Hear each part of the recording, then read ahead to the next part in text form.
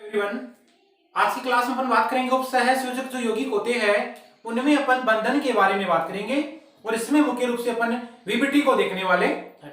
Last class में अपना चल रहा था उपसहसंयोजक के यौगिक वाला चैप्टर 9th चैप्टर चल रहा था और उस 9th चैप्टर में अपन ने उस बॉन्डिंग से पहले जितनी भी बातें थी, नामकरण है, आपके ऑक्सीकरण अवस्था है, आपका लिगेंड वगैरह, इन सब के बारे में अपन ने बात कर ली थी। आज की क्लास में अपन बात करेंगे उपसहसंयोजक यौगिक होते हैं उनमें बंधन के बारे में। तो हेडिंग लगाएगा आप उपसहसंयोजक यौगिकों में बंधन, इनमें बॉन्डिंग कैसे देखने को मिलेगी आपको, अपन उसकी बात करने जा रहे हैं। और इसी बॉन्डिंग में अपन दो प्रकार की थ्योरी पढ़ेंगे।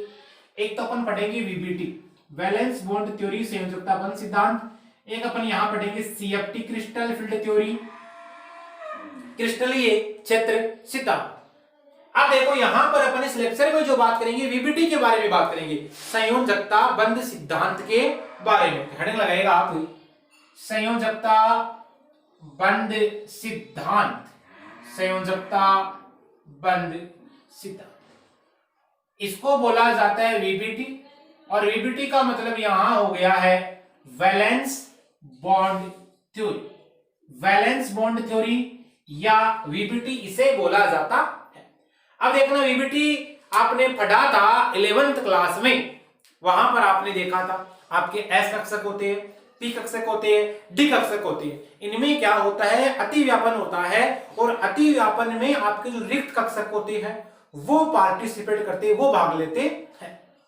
इतनी बात देखी थी आपने। जैसे एस कक्षक के साथ अतिव्यापन करता है तो एस अतिव्यापन उनमें होता है।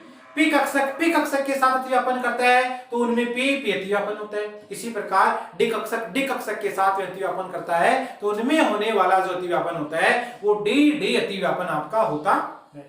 वो जो आपका अतिव्यापन होता है, उस अतिव्यापन की प्रक्रिया के दौरान आपके संकरित कक्षक भाग लेते हैं और वो नए प्रकार के कक्षकों का निर्माण करते हैं। संकरण की प्रक्रिया में नए प्रकार के कक्षकों का हमेशा निर्माण होता है। देखिएगा, इसके कुछ मुख्य पॉइंट्स की अपन बात करने जाएंगे। सबसे पहले ये किसके द्वारा दिया गया, तो इसको सबसे पहले दिया गया था एक वैज्ञानिक थे जिनका नाम था पोलिंग। इसको सबसे पहले पोलिंग नामक वैज्ञानिक साहब के द्वारा इस वीबीटी को दिया गया। उन्होंने क्या बताया, उन्होंने बताया कि आपके पास में एस, पी और डी ये कक्षक होते हैं और ये कक्षक कैसे होते हैं, रिक्त कक्षक होते हैं। ये जो रिक्त कक्षक होते हैं इनकी जो संख्या होती है, इनका जो नंबर होता है, यानी कि इनकी जो संख्या होती है वो लिगेंड की संख्या के बराबर होती है। इनकी संख्या लिगेंड की संख्या के बराबर होती है और लिगेंड की संख्या के बराबर इनकी संख्या होती है तो ये क्या करते हैं, रिक्त कक्षकों के साथ में अतिव्यापन करते हैं। यानी कि आपके एस पी डी कक्षक अतिव्यापन करके नए प्रकार के संकरित कक्षकों का क्या कर देते हैं, निर्माण कर देते। यानी इनके द्वारा नए प्रकार के संकरित कक्षकों का निर्माण होता है। ये बात समझे। जैसे आपने पढ़ा होगा 11th क्लास में वीबीटी पढ़ी थी, एस कक्षक गोलाकार होता है, ये एस कक्षक, इस एस कक्षक और इस एस कक्षक में अतिव्यापन होता है तो यहां पर जो होने वाला जो अतिव्यापन है आपका, उसको आप क्या कहते हो, एस अतिव्यापन। यानी एस कक्षक, ये एस कक्षक, इसमें होने वाला अतिव्यापन कैसा कहलाता है आपका, एस अतिव्यापन कहलाता है। यानी कि इनकी जो ये लोब्स है, इनकी जो पालियां है वो अतिव्यापन की प्रक्रिया में भाग लेती है। समझे। इसी प्रकार पी कक्षक आपका अतिव्यापन करता है पी कक्षक के साथ में, तो उस अतिव्यापन को क्या बोला जाएगा, पी अतिव्यापन कहा जाता है। कैसे देखना, जैसे आप जानते हो कि आपका जो पी कक्षक होता है इसमें क्या होता है, 3 कक्षक होते हैं, पी एक्स कक्षक, एक आपका पी वाई कक्षक और एक आपका पी जेड कक्षक। वो आपको अक्ष मानते हुए चलना है। मान लो अक्ष पे आ रहा है पी कक्षक तो पी कक्षक ऐसे हो जाएगा। इस प्रकार ये इस प्रकार हो सकता है, ये कक्षक ए से भी हो सकता है और ये कक्षक ए से भी हो सकता है। ये आपको अक्ष मानना पड़ेगा। मान लो ये अक्ष अक्षक है तो यहां पर क्या बोलोगे, पी अक्ष कक्षक। ये आपका y अक्ष है तो इसको क्या बोलोगे, पी वाई कक्षक। ये आपका z कक्षक है तो इसको क्या बोलोगे, पी जेड कक्षक कहते। यानी कि यहां पर आप इस प्रकार अक्ष का निर्धारण कर सकते हो। इसको मैं एक रूप में दर्शाना चाहूं तो ये जो अक्ष है, ये कौन सा अक्ष आपका, मान लो आपने कौन सा माना यहाँ पर, ये y अक्ष माना है। ये कौन सा अक्ष है आपका, ये पी है। ये आपका हो गया एस अक्ष और ये कौन सा अक्ष है, ये आपका हो गया यहाँ पर z, यानी कि पी एक्स, पी वाई और पी जेड। अब मान लो एक एग्जांपल से समझा सकता हूं मैं आपको। जैसे ये आपका कक्षक है z कक्षक, इसी प्रकार ये इसे ठीक मध्य से गुजरेगी, लोग ध्यान रखिएगा आप ये। इसी प्रकार आपका यहाँ पर क्या है, ये पी अक्ष कक्षक और पी अक्ष कक्षक आपस में अतिव्यापन करते हैं। तो अतिव्यापन की जब इनमें प्रक्रिया होती है, अतिव्यापन की प्रक्रिया जब इनमें होती है तो यहां पर कुछ ऐसा सीन आपको यहां पर देखने को मिलता है। ये छोटी लो बनती है इसमें, ये छोटी लो बनती है और ये अतिव्यापन की प्रक्रिया इसमें होती है। ये अतिव्यापन की प्रक्रिया इनमें होती है। तो मैं क्या बताने जा रहा हूं कि एस, बी और डी जो आपके रिक्त कक्षक होते हैं वो नए प्रकार के संकृत कक्षकों का यहां पर निर्माण कर देते। शायद इस पॉइंट को समझ गए होंगे अच्छे से। चलो आगे की मैं बात करता हूं थोड़ी और इससे रिलेटेड। देखना, सबसे पहला पॉइंट ये था, ये पोलिंग के द्वारा दिया गया। चलो अब देखो क्या होता है, अतिव्यापन की जब भी प्रक्रिया होती है तो मान लो उसमें एक तो आपके n-1 डी कक्षक यदि भाग लेते हैं, और वो कक्षक कौन से होते हैं आपके, मान लीजिए यदि आपके आंतरिक कक्षक होते हैं, यदि आंतरिक कक्षक भाग लेते हैं संकरण की प्रक्रिया के दौरान तो उसमें क्या होने वाला है, निम्न चक्रण संकुल का निर्माण होता है। यानी कि जब संकरण की प्रक्रिया में n-1 डी कक्षक भाग लेते हैं और ये कौन से कक्षक आपके आंतरिक कक्षक है, तो इसके द्वारा हमेशा और हमेशा कौन सा संकुल बनेगा, निम्न चक्रण संकुल का निर्माण होता। क्लियर है, इसके द्वारा निम्न चक्रण संकुल का निर्माण होता है। और यदि आपके डी कक्षक भाग ले रहे हैं, और ये डी कक्षक कौन से हैं आपके, बाह्य डी कक्षक है, यानी कि यदि बाह्य डी कक्षक भाग लेते हैं संकरण की प्रक्रिया के दौरान तो उसके द्वारा उच्च चक्रण संकुल का निर्माण होता। यदि बाह्य कक्षक भाग लेंगे तो उच्च चक्रण संकुल का यहां पर निर्माण होने वाला। इस पॉइंट को समझिए हो गया आप अच्छे से। चलो, एक संकरण में क्या क्या होता है, एक आपका sp3 संकरण होता है, एक आपका sp3d2 या d2sp3 संकरण होता है, और एक आपका जो संकरण होता है वो dsp2 संकरण। यानी मुख्य रूप से अपन इन्हीं संकरण के बारे में पढ़ेंगे। अब आपको पता है sp3 का संकरण होता है, वहां इसकी जो ज्यामिति होने वाली है वो कैसी होने वाली है, चतुष्फलकीय ज्यामिति होने वाली है। मतलब इसको आप क्या कहते हो, टेट्राहेड्रल ज्योमेट्री। यदि sp3d2 संकरण में भाग लेता है या d2sp3 संकरण जहां आपका आता है, वहां पर आपकी जो ज्यामिति होने वाली है वो कौन सी ज्यामिति होने वाली है, वहां पर जो ज्यामिति है वो आपकी अष्टफलकीय, जिसको आप यहां बोलते हो ऑक्टाहेड्रल ज्योमेट्री होने वाली है। और dsp2 संकरण जहां आता है वहां पर यदि आप ज्यामिति की बात करते हो तो कुछ ऐसा होगा कि वहां पर आपको जो ज्यामिति देखने को मिलती है वो मिलती है वर्गाकार समतलीय की। ये सब चीजें मैं आपको समन्वय बहुलक में पढ़ा चुका हूं। यानी इसको आप क्या कहते हो, स्क्वायर प्लेनर कहते हो, यानी स्क्वायर प्लेनर कॉम्प्लेक्स का निर्माण होता। अब देखो वीबीटी से रिलेटेड कुछ क्वेश्चंस आते हैं आपके एग्जाम्स में, अपन उन क्वेश्चंस की बात करते हैं। पहला क्वेश्चन क्या आता है, जैसे आपको एक कॉम्प्लेक्स दे दिया गया है, फिर आपसे पूछा जाता है कि आपको बताना है वीबीटी के आधार पर कि ये दिया गया जो संकुल है, मान लो ये अनुचुंबकीय है या प्रतिचुंबकीय, पूछा जा सकता है। तो मान लो एक में दो क्वेश्चन आ सकते हैं, एक में दो क्वेश्चन आ सकते हैं, ऐसी बोर्ड एग्जाम में संभावना बनती है और बनी भी है। पहले की जो आप पेपर है वो उठा के देखना, क्वेश्चन क्या आ सकते हैं, जैसे निकल का टेट्रासाइनाइड के साथ में कोई कॉम्प्लेक्स दे रखा है मान लीजिएगा, तो वहां पर क्या है, वो जो कॉम्प्लेक्स दिया जाता है वहां से आपसे पूछा जा सकता है क्या कारण है कि NiCN4-2, ये तो होता है प्रतिचुंबकीय। और आपसे पूछा जा सकता है कारण बताइए कि NiCl4-2 अनुचुंबकीय होता है क्यों। तो यहां तक नोट करें, फिर मैं वो क्वेश्चन नोट करवाता हूं, फिर अपन आगे चलते हैं। चलिए देखिएगा, आइए देखते हैं।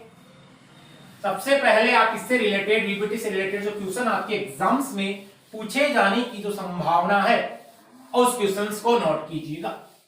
क्वेश्चन क्या है, चलिए क्वेश्चन लिख रहा हूं मैं। क्वेश्चन ये है कि संयोजकता बंध सिद्धांत के आधार पर, बंध सिद्धांत, इसका मतलब वीबीटी हो गया आपका।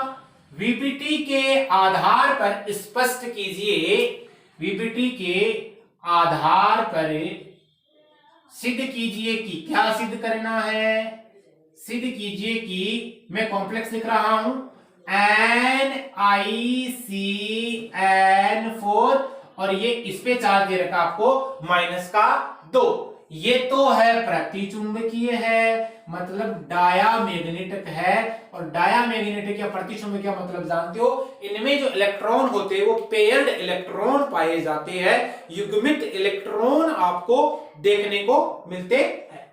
ये तो कैसा है, प्रतिचुंबकीय है। तथा NiCl4 -2 क्या है आपका, अनुचुंबकीय है। बस ये क्वेश्चन आता है और इस क्वेश्चन का सॉल्यूशन अपन देखने जा रहे हैं। क्या क्वेश्चन है, सॉल्यूशन कैसे करोगे, तो देखिएगा ये सेम क्वेश्चन आने की संभावना रहती है, उसका सॉल्यूशन जैसे मैं बता रहा हूं वैसे लेके आना है आपको एग्जाम के पॉइंट ऑफ व्यू से। देखिएगा, इसका आंसर बोल दो चाहे सॉल्यूशन बोल दो, क्या करोगे, सबसे पहले आप लिखोगे NiCN4 और ये यहां पर -2, इसका क्या लिखोगे, आप लिखोगे IUPAC नाम। IUPAC नाम लिखोगे, उससे पहले आपको ये जो निकिल है, इस निकिल का ऑक्सीकरण अंक पता होना चाहिए। ऑक्सीकरण अंक निकालोगे तो क्या करोगे, निकिल का जिसका ज्ञात करना उसको अक्स मानोगे। साइनाइड का एक का -4 होता है, 4 का -4 बराबर -4 बराबर क्या करोगे, -2 कर दोगे। अक्स बराबर क्या करोगे, इधर आएगा तो प्लस का हो जाएगा, -2 +4 और अक्स बराबर क्या होता है, यानी इसका जो ऑक्सीकरण अंक होता है वो निकल के आता है 2। तो यानी कि यहां पर आप एक लाइन लिख सकते हो, केंद्रीय धातु परमाणु कौन सा है, निकिल का ऑक्सीकरण अंक। केंद्रीय धातु परमाणु जो निकिल है इसका यहां मैं लिखने जा रहा हूं ऑक्सीकरण अंक लिख रहा। देखिएगा, निकल का ऑक्सीकरण अंक है तो क्या निकल के आपके पास में +2 निकल के आया है। तो अब यहां पर इस कॉम्प्लेक्स का यदि आप नाम लिखना चाहो आईपीएसी तो क्या लिखोगे, सबसे पहले लिगेंड का नाम लिखा जाता है। लिगेंड कौन सा है आपका, साइनाइड है। कितने हैं, 4 है। नेगेटिव लिगेंड है, क्या बोला जाएगा, साइनो। तो इसको बोलोगे आप टेट्रासाइनो, टेट्रासाइनो। और क्या बोलोगे, निकलेट। और ये सेकंड, या आप ऐसे बोल सकते हो टेट्रासाइनो निकिल सेकंड आयन, क्योंकि ये पूरा कॉम्प्लेक्स नेगेटिव है तो मैंने क्या लगा दिया यहां पर, इसके लिए 8 शब्द काम में ले लिया, कोई दिक्कत नहीं होनी चाहिए किसी प्रकार से। अब क्या करते हो आप, अब देखना, इसका लिखते हो आप इलेक्ट्रॉनिक विन्यास लिखते हो। तो देखो निकिल का इलेक्ट्रॉनिक विन्यास लिखोगे तो जेड बराबर क्या होता है निकिल के लिए, अब देखो यहां पर आप चलते हो तो 28 नंबर इसका होता है एटॉमिक नंबर होता है। इलेक्ट्रॉनिक विन्यास लिखोगे आर्गन, आर्गन का मतलब 18 3d8 4s2, यानी ये तो बाह्यतम कोष हो गया 4s2 वाला, और ये कैसा हो गया, इसका आंतरिक कोष हो जाता है। ये बात समझे आप। चलिए, निकिल बराबर जेड बराबर 28, इसका मतलब निकिल +2 ऑक्सीकरण अवस्था में है, तो वहां पर होने वाला ऐसा है कि 2 इलेक्ट्रॉनों की कमी आने वाली है। अब यहां पर मैं इलेक्ट्रॉन को फील्ड कर रहा हूं, ध्यान दीजिए, इलेक्ट्रॉनों को भर रहा हूं, बराबर इलेक्ट्रॉनों को 3D इलेक्ट्रॉन आएंगे, ठीक है। उसके बाद में कौन से इलेक्ट्रॉन आएंगे, 4s में आएंगे, और उसके बाद में आपका 4p आ जाता है, 3D 4s 4p, ये वाला क्लियर है। तो यहां निकिल स्टेट में है, निकिल बराबर क्या लिख रहा हूं मैं, अब देखना मेरी बात को ध्यान से सुनना। सबसे पहले आपके पास में कौन सा कक्षक आएगा, डी कक्षक आएगा। तो 1 2 3 4 और ये 5, ये हो गया 3D कक्षक। 3D के बाद में कौन सा आता है आपका, 4s कक्षक आता है, ये लीजिए आपका 4s कक्षक। तो पहले तो आपका हो जाता है 3D कक्षक, उसके बाद में 4s कक्षक। अब जब आप ऑर्बिटल्स का क्रम लिखते हो 4s के बाद में कौन सा आता है, तो वो आपको पता होना चाहिए। 4s के बाद में 4p आता है। 4p के कितने ऑर्बिटल होते हैं, 3 ऑर्बिटल होते हैं। तो यहां पर ये आ गया आपका 4p, 1 2 और ये 3, क्लियर। चलिए, आपको पता है डी के पास में कितने इलेक्ट्रॉन है, 8 इलेक्ट्रॉन है। तो 8 इलेक्ट्रॉनों को जब आप फील्ड करोगे तो यहां पर हुंड का नियम लगाते हुए भरोगे। हुंड का नियम अपने को कहता है कि आपको प्रत्येक कक्षक में एक एक इलेक्ट्रॉन भरना है, और जब तक पूरा कक्षक नहीं भरा जाता तब तक इलेक्ट्रॉनों का युग्मन आपको नहीं करना है। हुंड का नियम अपने को यह बताता है, अनफेयर्ड इलेक्ट्रॉन या अयुग्मित इलेक्ट्रॉनों को पहले भरा जाएगा, उसके बाद में इलेक्ट्रॉनों का क्या किया जाता है, युग्मन किया जाता है। तो देखना 1 2 3 4 5 6 7 और 8 इलेक्ट्रॉन। 3D में कितने इलेक्ट्रॉन आए, 8 आ जाते, क्लियर है। चलिएगा, 4s की बात करने जा रहा हूं। 4s की बात करोगे, 4s में कितने इलेक्ट्रॉन है, 2 इलेक्ट्रॉन है, और आपका जो 4p कक्षक है वो अभी खाली है, ध्यान दीजिएगा, वो कैसा है, खाली, क्लियर है। चलिएगा, अब निकिल यदि आपका ये सेकंड अवस्था में है, आयन अवस्था में है, इसका मतलब निकिल का ऑक्सीकरण क्या है, +2 है, तो 2 इलेक्ट्रॉनों की कमी हो रही है, तो अब यहां से भाइतम कोष कौन सा है आपका, ये 4s भाइतम कोष है। तो 4s से 2 इलेक्ट्रॉन आपके चले जाते हैं। अब करोगे क्या, 4s से 2 इलेक्ट्रॉन जाएंगे, ये लीजिएगा, दोनों इलेक्ट्रॉन भेज दीजिए, 1 2 3 4 और ये 1 2 3 4 5, 4s से 2 इलेक्ट्रॉन चले गए हैं, ये आपका 4s है, और ये आपका यहां पर कौन सा कक्षक है, 4p कक्षक है, ये कक्षक खाली रह गया। चलिएगा, इसके इलेक्ट्रॉन में फील्ड करने जा रहा हूं, 3D वाले इलेक्ट्रॉन। तो मैं यहां इलेक्ट्रॉनों को अरेंजमेंट कर रहा हूं, तो ये लीजिए 1 2, हुंड के नियम से भरोगे आप तो ना, तो ये हो गया, ये हो गया, कितने हो गए, 5 2 7 और ये 1 8, क्लियर है। चलिए, अब देखो यहां साइनाइड कैसा लिगेंड है वो आपको पता होना चाहिए। साइनाइड है जो आपका एक प्रकार का प्रबल लिगेंड होता है। अब जो प्रबल लिगेंड होता है ना, उसकी खासियत ये होती है कि वो इलेक्ट्रॉनों का जो युग्मन करवा देता है, और कौन से इलेक्ट्रॉनों का, डी कक्षक के जो इलेक्ट्रॉन होते हैं उनका युग्मन करवा देता। तो यहां पर आप वो लाइन लिखोगे, जो Cn- है आपका, Cn- एक प्रबल लिगेंड है, अतः डी कक्षक में उपस्थित इलेक्ट्रॉनों का युग्मन कर देता, डी इलेक्ट्रॉनों का युग्मन कर देता है। तो देखो, डी इलेक्ट्रॉनों का यदि ये युग्मन करता है तो क्या सीन आपको देखने को मिल सकता है, वो कब, जब आपका यहां पर ये बनाता है कोई कॉम्प्लेक्स। तो देखना, कॉम्प्लेक्स की अवस्था में यानी निकिल Cn4, ये -2 वाली अवस्था में आपके पास में कक्षक कौन सा है, यहां पर 1 2 3 4 ये 5 डी के, उसके बाद में 4s के, और उसके बाद में आपके 4p के 3 कक्षक, क्लियर है। 3D 4s 4p, तो ये हो गया 3D, ये हो गया 4s, और ये हो गया आपका 4p। इलेक्ट्रॉनों का युग्मन करेगा, इसका मतलब ये जो इलेक्ट्रॉन है अंतिम इलेक्ट्रॉन ये कहां आएगा, ये यहां आ जाता है। युग्मन करेगा, ये युग्मन करेगा तो ये जो बाह्यतम कोश का जो इलेक्ट्रॉन होता है वो क्या हो जाता है, इस आंतरिक कोश में चला जाता है, यानी ये अंदर की ओर गमन कर जाता है। इसका मतलब यहां ये जो कक्षक है वो क्या रह जाता है, आपका खाली रह जाता है, खाली रह जाएगा। अब यहां पर ये क्या करेगा, साइनाइड आयन जैसे आएगा तो वो साइनाइड आयन वहां पर प्रवेश कर जाता है।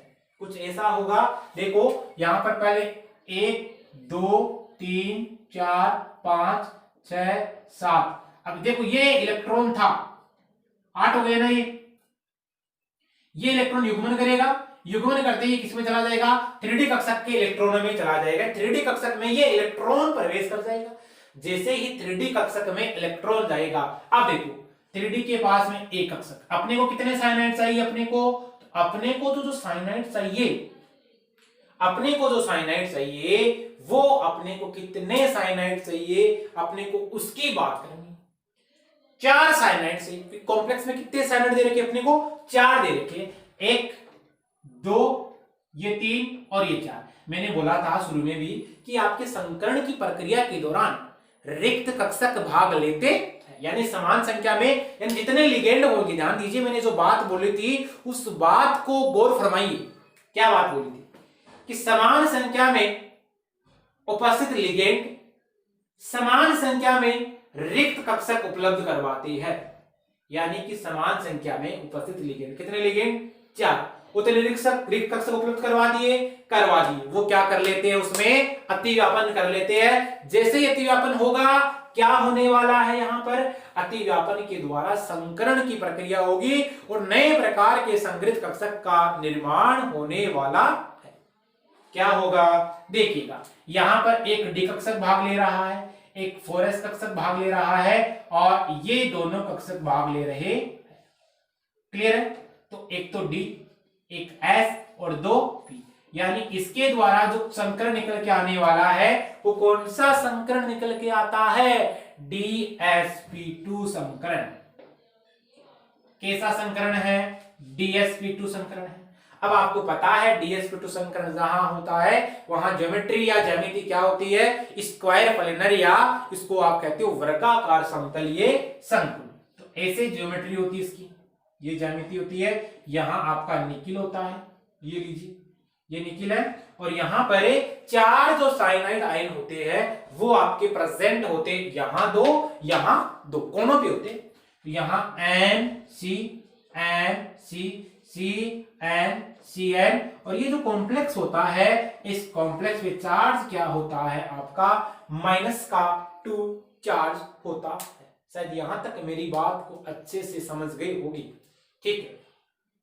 तो ये वर्गाकार समतली, इसकी ज्यामिति कैसी हो गई, यदि आपसे पूछा जाए इसकी ज्यामिति, इसकी जो ज्यामिति होने वाली है वो होने वाली है वर्गाकार समतली। क्लियर है, चलिए वर्गाकार समतलीय, तो मैंने यहां ज्यामिति बना दी, कोई दिक्कत ही नहीं है, ठीक है।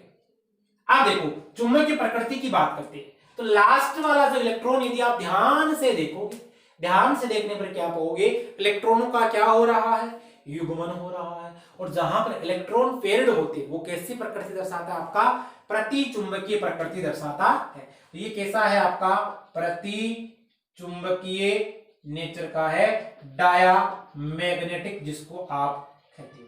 तो देखो आपका क्वेश्चन सोल्व हो गया। मैंने बोला था कि वीबीटी के आधार पर आपको बताना है कि NiCN4-2 एक प्रकार से प्रति चुंबकीय है।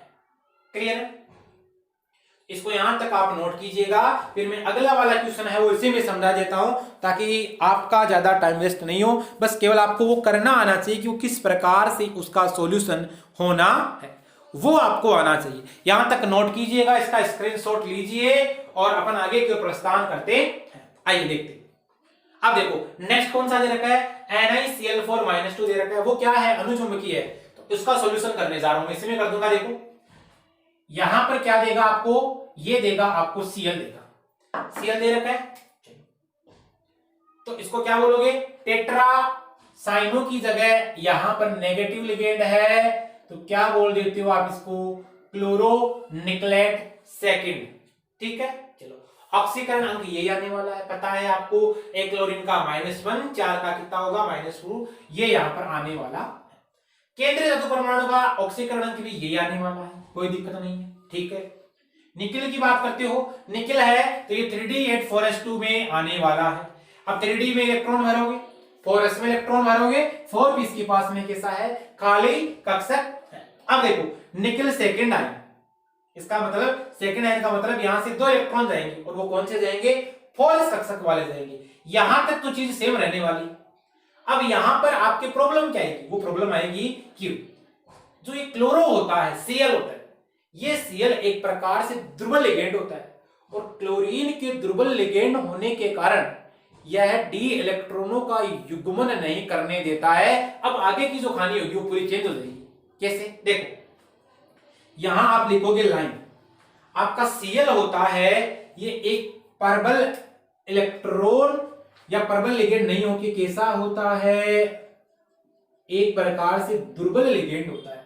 अतः डी कक्षक में उपस्थित इलेक्ट्रॉनों का युग्मन नहीं होता है, ध्यान दीजिएगा, युग्मन नहीं होता, बस ये बात है। डी कक्षक में उपस्थित इलेक्ट्रॉनों का युग्मन नहीं होता है। अब युग्मन नहीं होता है तो इसका मतलब ये जो खानी थी आप, ये खानी कौन सी वाली, ये यहां तक, ये जो कहानी थी, ये कहानी आपको क्या बताती है, उस पर थोड़ा गौर फरमा लीजिए आप। चलो देखो युग्मन नहीं हो रहा है, युग्मन नहीं हो रहा है तो लास्ट वाला इलेक्ट्रॉन यहां है आपका, और ये कैसा कॉम्प्लेक्स है, NiCl4-2। पहले वाले में युग्मन हो गया, इसका मतलब एज रहने वाला है।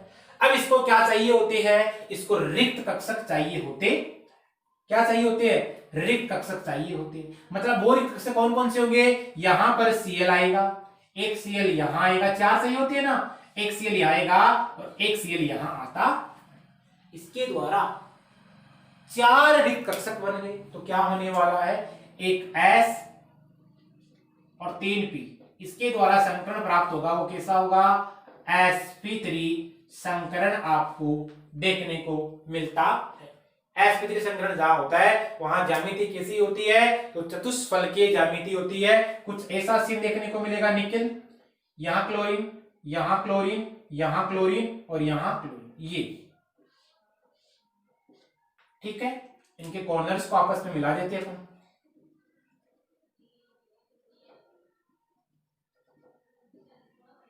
ये लीजिए, बन गया। चलो क्या है, -2 चार्ज है। ज्यामिति कैसी, चतुष्फलकीय ज्यामिति इसकी होगी, टेट्राहेड्रल या चतुष्फलकीय। यदि बंद कोण की बात करें तो कैसा है बंद कोण, 109 डिग्री 28 मिनट इसका बंद कोण रहने वाला है। क्लियर है यहां तक बात। चलो 109 डिग्री 28 मिनट तो इसका बंद कोण होगा।